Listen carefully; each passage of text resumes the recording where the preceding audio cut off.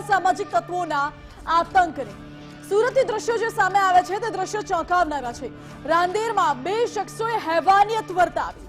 77 વર્ષના વૃદ્ધ સિક્યોરિટી ગાર્ડને બે શખ્સ નિર્દયતાથી મારતા હોય તેવા દ્રશ્યો સામે આવ્યા છે। આ બંને શખ્સ પાર્કિંગમાં લઘુશંકા કરવા જઈ રહ્યા હતા અને એ દરમિયાન સિક્યોરિટી ગાર્ડ તો તેમની ફરજ નિભાવી રહ્યા હતા। તેમણે ના પાડી, ટકોર કરી કે અહીં લઘુશંકા ન કરવી અને એટલા જ માટે બંને શખ્સો એટલા ઉશ્કેરાઈ ગયા કે સિક્યોરિટી ગાર્ડને નિર્દયતાથી માર્યો। રોડ પર ઢસડી, મોઢા પર મુક્કા માર્યા, લાત મારી અને હેવાનિયત વર્તાવી। એ સિક્યોરિટી ગાર્ડની ઉંમર 77 વર્ષની હતી। એ વૃદ્ધ સિક્યોરિટી ગાર્ડ ફરજ પર હતા અને તેમને એવા માર્યા કે લાકડી પણ તેમની તોડી નાખી હતી। 77 વર્ષની ઉંમરે વૃદ્ધને રોડ પર પટકીને મારવામાં આવે છે। આ સમગ્ર બાબતના દ્રશ્યો સામે આવે છે। હાલ તો રાંદેર પોલીસે તપાસ શરૂ કરી છે, પરંતુ વારંવાર જે આ રીતે અસામાજિક તત્વો આતંક મચાવે છે, હેવાનિયત વર્તાવે છે, સામાન્ય લોકોને હેરાન પરેશાન કરે છે, એ આ આતંક મચાવનારા લોકો પર કડક કાર્યવાહી ક્યારે થશે એ સવાલ ઉઠે છે। પોલીસ આરોપીને પકડે છે, કાયદાકીય કાર્યવાહી કરે છે, જાહેરમાં સરભરા કરે છે અને આવી ઘટના બીજા દિવસે ફરી એકવાર અલગ વિસ્તારમાંથી સામે આવે છે તો પછી પોલીસે કયા પ્રકારની કાર્યવાહી કરી એ સવાલ ઉઠી રહ્યો છે। આ જે દ્રશ્યો આપ જોઈ રહ્યા છો તે દ્રશ્યો ચોંકાવનારા છે। વૃદ્ધને હાલ તો હોસ્પિટલમાં દાખલ કરવામાં આવ્યા છે, તેમની સારવાર ચાલી રહી છે અને એમની પરિસ્થિતિ એવી હતી કે 77 વર્ષની ઉંમરે તેમને રોડ પર ઢસડીને લાતો મારવામાં આવે છે, મુક્કા મારવામાં આવે છે અને સરા જાહેર ધોળા દિવસે આવી ઘટના બને છે। અસામાજિક તત્વો આતંક મચાવી રહ્યા છે અને બેખૌફ બનીને તેઓ ત્યાંથી ચાલ્યા પણ જાય છે। બેખૌફ બનીને આવા કેટલાય અસામાજિક તત્વો આજે ફરતા હશે। જો કે ગુજરાત પોલીસે કાર્યવાહી કરી છે। ડીજીપીએ એવા આદેશ આપ્યા હતા કે જેટલા પણ આવા અસામાજિક તત્વો છે જે આવી ગેરકાયદે પ્રવૃત્તિઓ કરે છે અથવા તો સામાન્ય લોકોને હેરાન પરેશાન કરે છે તેમની એક લિસ્ટ તૈયાર કરવામાં આવે, તેમના વિરુદ્ધ કાર્યવાહી કરીશું। પરંતુ આટલું બધું અગર જો પોલીસ ખરેખરમાં કરી રહી છે તો પછી આવા અસામાજિક તત્વો આવી રીતે બેખૌફ બિંદાસ કેમ ફરી રહ્યા છે? તેમને તો પોલીસનો કે કાયદાનો ડર લાગવો જોઈએ। શું કામ તેમને કોઈનો ડર નથી લાગી રહ્યો? શું કાયદાની હવે કોઈ ધાક નથી રહી કે પોલીસની હવે કોઈ ધાક નથી રહી?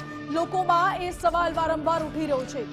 પાર્કિંગમાં માત્ર લઘુશંકા કરવાની ના પાડી એ સિક્યોરિટી ગાર્ડે, તેઓ તેમની ફરજ પર હતા અને એટલો ઢોર માર તેમને મારવામાં આવ્યો। અને આ એક ઘટના નથી, સુરતથી આ એક ઘટના સામે આવી છે। બીજા દ્રશ્યો કંઈક રાજકોટમાંથી પણ એવા જ સામે આવ્યા છે। જો કે રાજકોટમાં મારવાની ઘટના નથી, પરંતુ અસામાજિક તત્વો કે લુખ્ખા તત્વો કહીએ બેફામ ચોક્કસપણે બન્યા છે। રાજકોટમાંથી એવા દ્રશ્યો સામે આવ્યા જ્યાં બીઆરટીએસ રૂટ પર નબીરાઓ સીન સપાટા કરતા હોય તેવું દેખાયું।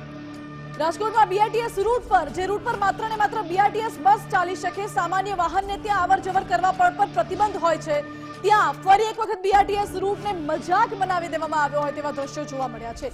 બીઆરટીએસ રૂટ પર સીન સપાટા કરી વિડીયો પણ બનાવ્યો અને નિયમોને નેવે મૂકનારા નબીરાની સરભરા કરવાનો હવે સમય આવી ગયો છે। જ્યાં બીઆરટીએસ રૂટ પર ફૂલ સ્પીડમાં નબીરો ગાડી ચલાવે છે અને રીલ બનાવે છે સીન સપાટા કરવા માટે, માત્ર સોશિયલ મીડિયામાં ફેમસ થવા માટે આવી રીલ્સ બનાવે છે અને લોકોના જીવ જોખમમાં મૂકે છે। આવા અસામાજિક તત્વોને પોલીસ હવે છોડવાની નથી। પોલીસે કડક કાર્યવાહી શરૂ કરી છે અસામાજિક તત્વો વિરુદ્ધ, પરંતુ આ નબીરાઓનો આતંક જે દિવસે ને દિવસે વધી રહ્યો છે, એ નબીરાના સીન સપાટા આપ જુઓ, જે રીલ્સની ઘેલછામાં પોતાનો તો ઠીક અન્ય લોકોનો જીવ પણ જોખમમાં મૂકી રહ્યા છે। હજુ થોડા દિવસ પહેલા જ વડોદરામાંથી એક ઘટના સામે આવી હતી। રક્ષિત ચૌરસિયા, જેનું નામ એ જે મહિલાનું મૃત્યુ થયું હતું, એ રક્ષિત ચૌરસિયા અકસ્માતની ઘટનામાં એના પરિવારના આંસુ પણ હજુ નથી સુકાયા અને આ રીલ્સની ઘેલછામાં ફરી એકવાર બેફામ ડ્રાઇવિંગના દ્રશ્યો સામે આવે છે। રક્ષિત ચૌરસિયાએ બેફામ ડ્રાઇવિંગ કરી હતી। વડોદરામાં 3 થી 4 વાહનોને અડફેટે લીધા હતા, 6 થી 7 લોકો તેની અડફેટે આવ્યા હતા। તમામ ઇજાગ્રસ્તોને હોસ્પિટલમાં સારવાર માટે ખસેડવામાં આવ્યા હતા અને એક મહિલાનું મૃત્યુ થયું હતું। એ નબીરો હતો। વધુ એક આવી જ ઘટના રાજકોટથી સામે આવી છે। નબીરાની બેફામ ડ્રાઇવિંગના દ્રશ્યો જોવા મળ્યા છે। અસામાજિક તત્વોને જાણે કે હવે કાયદો વ્યવસ્થાનો, ટ્રાફિક પોલીસનો કે પોલીસનો કોઈ જ ડર નથી રહ્યો, આ સવાલ વારંવાર ઉઠે છે। રીલ્સની ઘેલછામાં, સીન સપાટાની ઘેલછામાં ક્યાં સુધી લોકોના જીવ જોખમમાં મુકાતા રહેશે એ સવાલ છે। અને રાજકોટ બાદ વધુ એક દ્રશ્ય એવા આપને દેખાડવા છે જ્યાં અસામાજિક તત્વોનો આતંક વધતો જતો હોય તેવું દેખાય છે। ભાવનગરના મહુવાથી આ વખતે વિડીયો સામે આવ્યો, જે વિડીયો સોશિયલ મીડિયા પર વાયરલ થઈ રહ્યો છે। એક યુવક હાથમાં છરી લઈને પુષ્પા ફિલ્મની સ્ટાઇલમાં રોફ જમાવતો જોવા મળે છે। હાથમાં એક તલવાર જેવું કંઈક ધાર્યું લીધેલું છે, તલવાર જેવો હથિયાર, પાછળ ગાડી આવે છે। બીજી રીલ છે ગાડીના બોનેટ પર બેસીને રોફ જમાવી રહ્યા છે, અન્ય લોકો ગાડીમાંથી બહાર આવી રહ્યા છે। એક્શન મોડમાં આવેલી પોલીસ સામે ક્યારે સમક્ષ શીખાવશે તે સવાલ છે। ગાડી પર બેસીને જોખમી સ્ટન્ટ કરી રીલ્સ બનાવી હતી। આ શખ્સે રીલ્સ બનાવી સોશિયલ મીડિયામાં વાયરલ પણ કરવામાં આવી છે। સોશિયલ મીડિયામાં રોલો મારવા માટે આ રીલ બનાવી વાયરલ કરી હતી।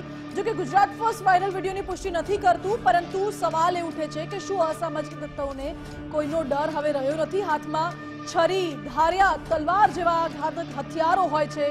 એક વિડીયોમાં તો એવું પણ દેખાય છે કે યુવકના હાથમાં બંદૂક પણ છે। શું બંદૂક લાયસન્સ વાળી છે? શું પરવાનગી વાળી ગન છે? એ બધા જ સવાલો। શું એ બંદૂક અસલી છે કે પછી માત્ર ને માત્ર રીલ્સ બનાવવા માટે લેવામાં આવી હતી? આ બધા જ સવાલો ઉઠી રહ્યા છે। અને આ સામાજિક તત્વો જે રીતે બેફામ બને છે, રીલ્સના ચક્કરમાં સીન સપાટા કરે છે, લોકોમાં રોફ જમાવવાનો પ્રયત્ન કરે છે, ત્યારે પોલીસ અને કાયદો વ્યવસ્થાની સ્થિતિ પર વારંવાર સવાલો ઉઠી રહ્યા છે।